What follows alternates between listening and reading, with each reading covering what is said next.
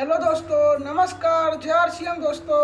स्वागत करता हूं मैं आपका आज की ये बेहतरीन वीडियो में।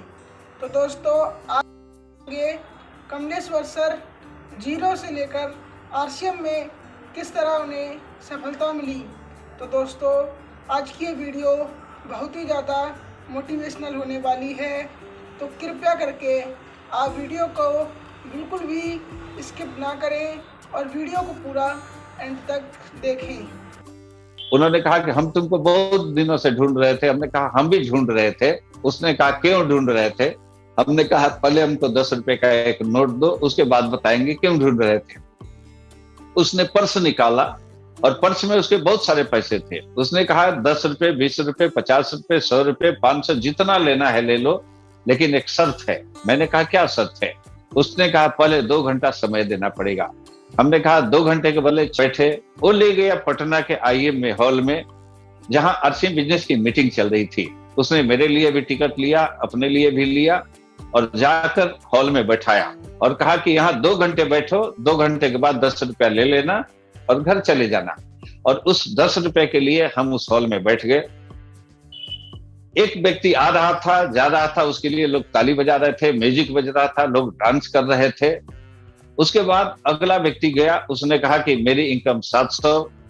4-5 लोग लाइन में खड़े थे, किसी ने कहा 800, किसी ने कहा 1200, किसी ने कहा 1500। उसके बाद फिर एक व्यक्ति ने कहा, उसके अगले लेवल वाले को बुलाया, किसी ने कहा मेरी इनकम 5000, किसी ने कहा 7000, किसी ने कहा 10,000।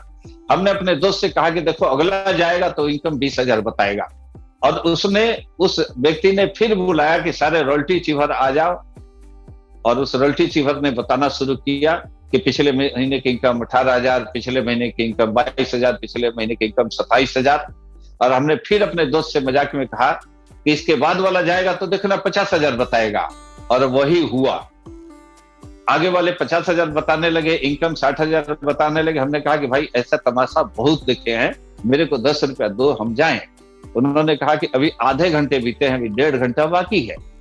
और अचानक यही बात कर रहे थे, तब तक अनाउंसमेंट हुआ कि अब इंतजार की घड़ियां समाप्त। अब आप जिसको सुनने आए हैं, भारत में लाखों लोगों की जिंदगी बदलने वाले व्यक्ति अब आपके सामने आ रहे हैं, आपके जोरदार तालियों के बीच। उन्होंने नाम लिया बीसी छाबड़ा जी का। बीसी छाबड़ा जी स्टेज पर जाने लगे, सारे लोग खड़े होकर ताली बजा रहे थे, नाच रहे थे, गा रहे थे, म्यूजिक बज रहा था। इकलौता हम थे जो हॉल में बैठे हुए थे। हम न खड़े हुए, न ताली बजा रहे थे, न डांस कर रहे थे।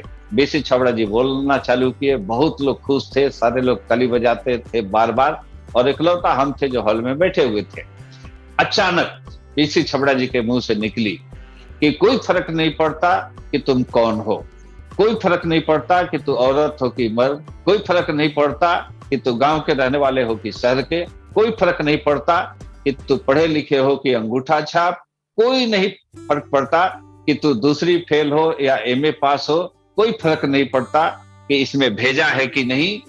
तुम्हारे जीवन में फर्क इसलिए पड़ता है कि इसमें कामयाबी का कलेजा है कि नहीं। और जैसे ही बीसी छाबड़ा जी ने बात कही, हमने अपने दोस्त का हाथ पकड़ा और कहा कि भैया इस आदमी से मिला सकते हो क्या? उसने कहा मीटिंग के बाद चलो होटल में मिलाते हैं। बीसी छाबड़ा जी से मिलने होटल में गए। बीसी छाबड़ा जी से कहा हमने कि सर इस बिजनेस में हम भी कामयाब होना चाहते हैं, हम कामयाब हो सकते हैं क्या? उन्होंने कहा कि एकदम हो सकते हो, अगर मेरी बात सुनकर इस बिजनेस में टिक गए तो। उन्होंने कहा इस बिजनेस में जो टिका वो रूबी स्टार होना ही होना है। हमने कहा करना क्या पड़ेगा? उन्होंने कहा कुछ नहीं करना है, वही काम करना है जो बचपन से करते आए हो। बचपन से चाय पीते हो, बचपन से कपड़ा पहनते हो, बचपन से तेल मसाला यूज करते हो, बचपन से जो करते हो वही करना है। शर्त बस यह है कि दुकान बदल लेना है, पहले किसी और दुकान से, अभी किसी और दुकान से। फिर मेरे दोस्त ने कहा कि इस बिजनेस में लोगों को बताना है, जो काम तुम कर रहे हो वही बात लोगों को बताना है। और जब हमने बताना स्टार्ट किया तो लोगों ने गाली देना स्टार्ट किया, लोगों ने फ्रॉड करना चालू किया। जब अपने भाई को हमने बताया तो भाई ने लात मार कर निकाला। जिस दोस्त ने शाम को बुलाया उसने घर में रहते हुए बहाना कर दिया। और एक बार दोस्त ऐसा हुआ कि मेरे सामने एक मेरा दोस्त घर के अंदर गया। 1 मिनट बाद हमने दरवाजा खटखटाया, उसका छोटा सा 2 साल 3 साल का बच्चा बाहर निकलता है। हमने कहा कि बेटा अपने पापा से बोल दो कि कमलेश अंकल आए हैं। वो बेटा दौड़ता हुआ गया कि पापा पापा कमलेश अंकल आए हैं, और 1 मिनट बाद उधर से आकर कहता है कि अंकल जी, पापा ने बोला है कि अंकल को बोल दो कि पापा घर में नहीं है। हम बात समझ गए, हम वहां से चल दिए। बीसी छबड़ा जी को फोन किया हमने कि सर, आपने कहा था कि यह बिजनेस दिलों को दिलों से जोड़ता है, मेरे जुड़े हुए लोग भी टूट रहे हैं, हम क्या करें? उन्होंने कहा क्या हुआ? मैंने कहा बताने लायक नहीं है, अब हम आरसीएम नहीं करेंगे। उन्होंने कहा 13 फरवरी को हम फिर पटना आ रहे हैं हमसे मिलना, उसके बाद आरसीएम छोड़ने करने का निर्णय लेना।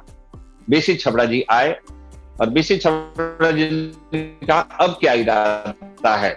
हमने कहा अब आरसीएम नहीं करना है। उन्होंने कहा नहीं करना है तो क्या करोगे? हमने कहा कुछ भी कर लेंगे। उन्होंने कहा बच्चे तुम्हारे कितने हैं? मैंने कहा 4। उन्होंने कहा बड़ा बच्चा? हमने कहा बिटिया है। उन्होंने कहा शादी कर दिया? हमने कहा कि नहीं, अभी तो 12 साल की है।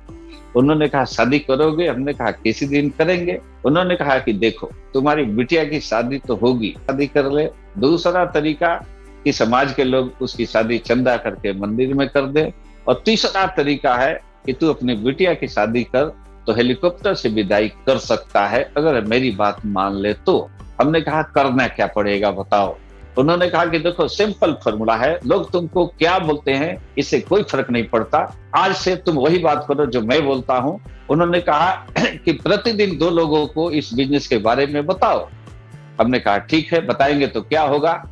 उन्होंने कहा प्रतिदिन 2 लोगों को बताओगे तो महीने में होगा 60, उसमें से जुड़ ही जाएंगे 2 4 8।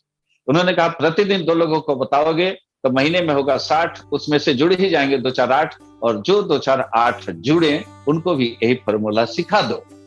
हमने कहा ठीक है सर। आई होप आप सभी को ये वीडियो पसंद आई है तो लाइक करें, और चैनल पर न्यू आए हैं तो सब्सक्राइब करें, और बाजू में बेल आइकन आ रहा है, आप उस पर जाकर क्लिक करें, जिससे कि आप सभी को हमारी वीडियोस टाइम टू टाइम मिल सकें। तो दोस्तों नमस्कार, जय श्री राम।